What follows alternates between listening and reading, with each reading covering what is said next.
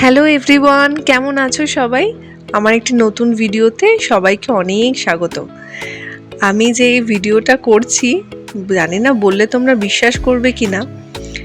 এই যে বটল আর্টটা আমি করতে বসেছি, এই বটল আর্টটা কিন্তু আমি আমার লাইফের ফার্স্ট টাইম করছি।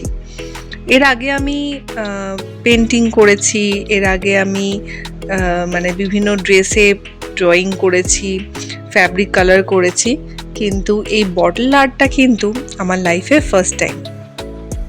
আর এই যে করতে বসেছি, এর কিন্তু পেছনে আমার হেল্পিং হ্যান্ডও প্রচুর ছিল বলতে আমার বাড়ির খুদে যে ছোট্ট মেম্বার আমার মেয়ে আমাকে প্রচুর হেল্প করেছে, বারবার করে জল পাল্টে দিতে, তারপরে হচ্ছে মাম্মা মেটা দে মাম্মা মোটা দে এরকম করে করে প্রচুর ওকে জ্বালিয়েছি। তো ও কিন্তু অনেক আমাকে হেল্প করেছে। তার সাথে সাথে দেখো, এতটাই আমার ভয় কাজ করছিল যে ফার্স্ট বটলটা আমি ভেবেছিলাম যে যদি খারাপ হয় পেন্টিংটা, তাহলে আমি আর সেটাকে কন্টিনিউ করব না, ওটাকে মুছে আবার করব। এতটাই কনফিডেন্সের অভাব ছিল। কিন্তু যে ফার্স্ট আমি শেষ করলাম, করার পর দেখলাম না, বেশ ভালোই লাগছে। তারপরে এই যে সেকেন্ডটা ধরে তোমাদের সামনেই এটা করছি। করতে করতে তোমাদের সাথে একটু গল্প করছি। তোমাদের কেমন লাগছে সেটা অবশ্যই আমার সাথে জানাবে, আমাকে শেয়ার করবে। আর আমার ভিডিও দেখতেও তোমাদের কীরকম লাগে সেটাও অবশ্যই শেয়ার করবে। আর এই যে এই তুলি ধরেছি না, এই রং তুলি নিয়ে আমি প্রায় 8 থেকে 10 বছর পর আমি এই রং তুলি প্রপারভাবে ধরে কাজ করছি। লকডাউনের টাইমে তো সবাই টুকটাক বাড়িতে খুঁটিনাটি কিছু করেছে আর কি। তো সেরকম আমিও লকডাউনের টাইমে একটা কুর্তিতে পেন্টিং করেছিলাম, কিন্তু সেটা না সেরকম ভালো হয়নি। কিন্তু এটা অনেক বছর পর আমি এরকম একটু আর্ট করলাম। এবার এটা আমার জন্য বেশ ডিফিকাল্ট ছিল, কারণ যেহেতু ফার্স্ট কাজ ছিল, তার জন্য কি হয়েছিল যে কিছু কিছু জায়গায় বুঝতে পারছিলাম না, কালারগুলো ক্রিজ হয়ে যাচ্ছিল। তারপরে হচ্ছে যখন ভার্নিশ দিচ্ছি তখন বুঝতে পারছি কালারগুলো ক্রিজ হচ্ছে, কিছু কিছু জায়গায় কালার উঠে যাচ্ছিল নিজেরই হাত লেগে অজান্তে। এরকম করে করে না বিভিন্ন টাইপের অনেক কিছু ভুল চুক আমি করেছি, এবং সেটা থেকে অনেকটা আমার শিক্ষা হয়েছে। যখন থার্ড বটল আমি ধরলাম, তখন কিন্তু বেশ আমি কনফিডেন্স একটু পেয়ে গেছিলাম।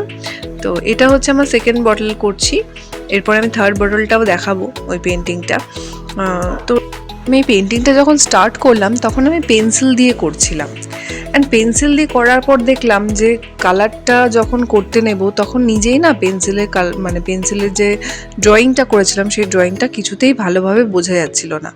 এখানে আমি যেই ভার্নিশটা দিয়ে কাজটা করছিলাম ফিনিশিং ওয়ার্ক করার পরে, ওখানে দূরে নিশ্চয়ই দেখতে পাচ্ছেন যে ফার্স্ট বটলটা সেটা করা রয়েছে, সেকেন্ড বটলে আমার হাতে আমি ভার্নিশটা দিয়ে ভার্নিশ করছি।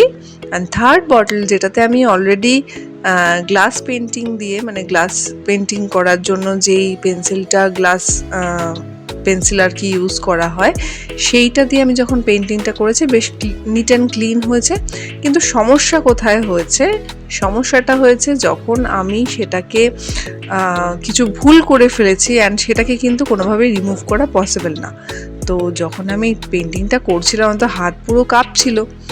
তারপরে যখন আমি আস্তে আস্তে আস্তে আস্তে করলাম কাজটা, দেখলাম যে না, করতে করতে বেশ ভালোই হয়েছে। ফিনিশিং টাচগুলো তো ভীষণভাবে থাকে, সেইগুলো যখন ফিনিশিং ওয়ার্কগুলো যখন করছিলাম লাস্টে, সেইগুলো আমি আর ভিডিও করার মতো সময়ও পাইনি, ভুলেও গেছি।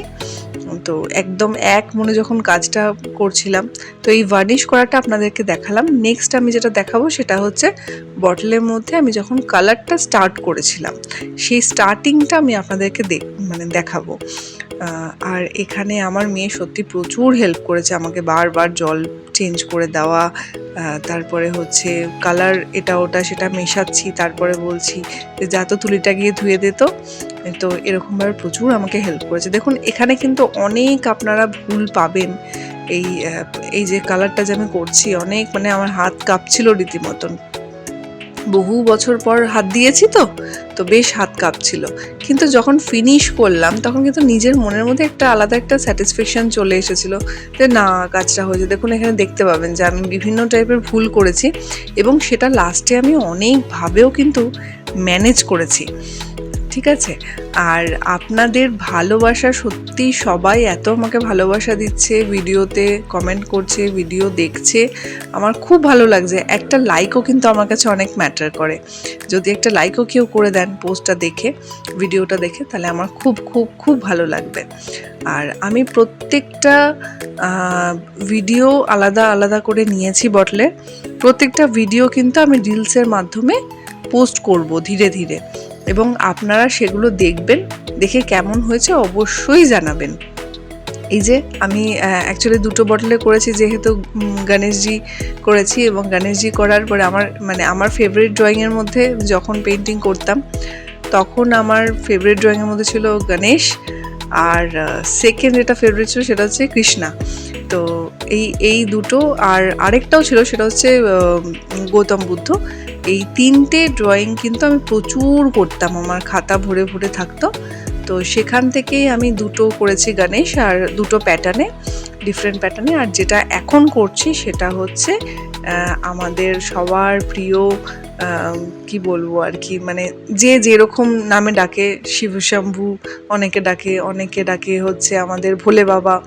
তো তারই একটা সাইন আমি করেছি, অ্যান্ড এটা করতে বেশ খাটনি হয়েছে, মানে বারবার কালারগুলোকে করতে হচ্ছিল। তো আপনাদের সবার ভালোবাসা কিন্তু আমি চাই এই ভিডিওর মাধ্যমে। Thank you so much.